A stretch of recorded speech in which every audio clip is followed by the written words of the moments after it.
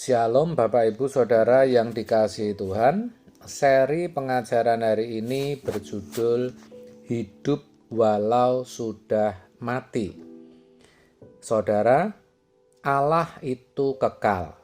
Artinya Dia ada sebelum dunia dijadikan, sampai nanti sejarah dunia berakhir, Dia tetap ada, tetap hidup sampai selama-lamanya. Itulah sebabnya Allah menciptakan manusia sebagai makhluk kekal juga. Karena Dia mau manusia bisa menjadi sekutunya, bisa bersekutu dengan Dia, menjadi rekan sekerjanya, bahkan menjadi anggota keluarganya. Maka ketika menciptakan manusia, Allah memberikan komponen-komponen atau bagian-bagian atau spare part seperti yang ada pada dirinya, yaitu pikiran dan perasaan. Itulah yang dimaksud dengan segambar dengan Dia dalam Kejadian 1 ayat 27. Dengan pikiran dan perasaan yang dimiliki, manusia bisa menciptakan kehendak. Saudara, sebenarnya dengan menciptakan manusia sebagai makhluk kekal, artinya dengan memberi manusia pikiran dan perasaan, Allah memiliki resiko. Apa itu? Yang pertama, Allah tidak bisa menciptakan atau menentukan kehendak dalam diri manusia. Manusia sendirilah yang akan menciptakan kehendaknya sendiri. 2. Manusia bisa menyukakan hati Tuhan, tetapi bisa juga memberontak kepadanya. Itu resiko yang dimiliki oleh Allah. Tetapi sebagai makhluk kekal, manusia juga memiliki resiko yang tinggi, karena Dia sendiri yang akan menentukan nasibnya di bumi ini, bahkan sampai di keabadian nanti. Apa yang ditabur itu jugalah yang akan dituainya. Itulah tatanannya. Memang manusia akhirnya memilih memberontak kepada Allah. Perempuan itu melihat bahwa buah pohon itu baik untuk dimakan dan sedap kelihatannya. Lagi pula pohon itu menarik hati karena memberi pengertian. Lalu ia mengambil dari buahnya dan dimakannya, dan diberikannya juga kepada suaminya yang bersama-sama dengan dia, dan suaminya pun memakannya. Kejadian 3 ayat 6. Itulah kejatuhan manusia. Manusia memberontak kepada Allah. Akibatnya, manusia menjadi berdosa. Akibat dosa, manusia harus mengalami yang namanya kematian atau maut. Roma 6 ayat 23. Semua manusia ditetapkan mati satu kali. Ibrani 9 ayat 27. Tetapi tetap saja manusia menjadi makhluk kekal. Kodrat manusia sebagai makhluk kekal tidak berubah. Ia akan mengalami yang namanya kebinasaan kekal. Jadi hidup manusia tidak berakhir sebatas kubur atau sampai di kubur, tetapi justru sedang dimulai di balik kubur, di mana karena dosa akan mengalami kebinasaan kekal. Tetapi kita patut bersyukur, puji Tuhan, oleh karena korban putra tunggalnya, kebinasaan kekal bisa diubah menjadi hidup yang kekal. Manusia bisa tetap hidup walaupun sudah mati. Pertanyaannya, bagaimana itu bisa terjadi?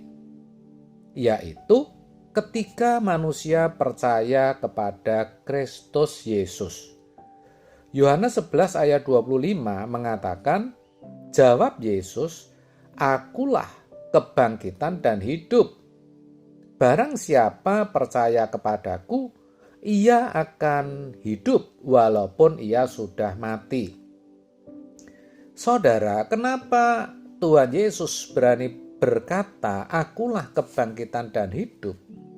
Karena dia sudah menjalani. Dia mati pada hari yang ketiga, bangkit dan hidup. Makanya dia berkata, barang siapa percaya kepadaku, ia akan hidup walaupun ia sudah mati.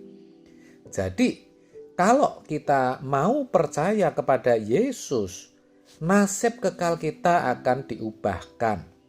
Dari kebinasaan kekal menjadi hidup yang kekal. Saya ulang, kalau kita mau percaya kepada Yesus, nasib kekal kita akan diubahkan. Dari kebinasaan kekal menjadi hidup yang kekal.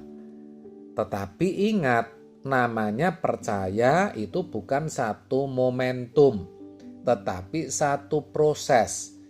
Yang namanya percaya itu bukan aktivitas nalar atau pikiran, tetapi harus diwujudkan, harus dinyatakan dalam bentuk perbuatan atau tindakan. Lalu, bagaimana kita mewujudkan atau menyatakan percaya kita kepadanya?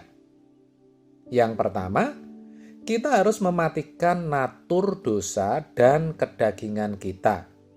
Dalam 2 Korintus 6 ayat 17-18 dikatakan, sebab itu keluarlah kamu dari antara mereka dan pisahkanlah dirimu dari mereka, firman Tuhan. Dan janganlah menjamah apa yang najis, maka aku akan menerima kamu dan aku akan menjadi bapamu dan kamu akan menjadi anak-anakku laki-laki dan anak-anakku perempuan. Demikianlah firman Tuhan yang Maha Kuasa. Kita harus memisahkan diri dari dunia. Jelas tadi dikatakan begitu. Jangan lagi hidup dalam percintaan dunia. Karena barang siapa menjalin persahabatan dengan dunia, sejatinya ia menjadi musuh Allah. Seperti yang dituliskan dalam Yakobus 4 ayat 4. Segala hasrat, ambisi, keinginan, kesenangan duniawi harus kita tanggalkan, harus kita matikan. Jangan lagi memiliki keinginan kecuali untuk menyenangkan hati Tuhan. Saudara, kalau saudara bekerja, berumah tangga, melakukan ini dan itu, semua itu semata-mata hanya untuk membahagiakan Tuhan. Begitu maksudnya. Janganlah menjamah apa yang najis. Maksudnya kita harus hidup kudus. Hati kita harus bersih sebersih-bersihnya. Jangan sampai masih menyimpan dendam, kebencian, iri hati, dan sakit hati. Yang kedua, kita harus mengarahkan hidup kita hanya kepada kerajaan surga. Filipi 3 ayat 20, karena kewargaan kita adalah di dalam surga. Dan dari situ juga kita menantikan Tuhan Yesus Kristus sebagai juru selamat. Demikian juga dikatakan di dalam Yohanes 14 ayat 2-3 bahwa Tuhan Yesus telah menyediakan tempat bagi kita. Dalam 2 Petrus 3 ayat 13, ya, kerajaan surga itulah langit baru, bumi yang baru, itu yang kita nantikan. Jadi arahkan hidup kita hanya kepada kerajaan surga. Segala sesuatu, apapun, siapapun yang berusaha mengganggu perjalanan kita ke kerajaan surga harus bisa kita singkirkan. Begitu maksudnya, saudara. Tentu itu tidak mudah, karena dunia selalu menawarkan keindahan dan kenikmatannya yang bisa membuat kita berpaling atau gagal fokus. Dan akhirnya perjalanan kita berbelok arah kita tidak lagi kepada kerajaan surga.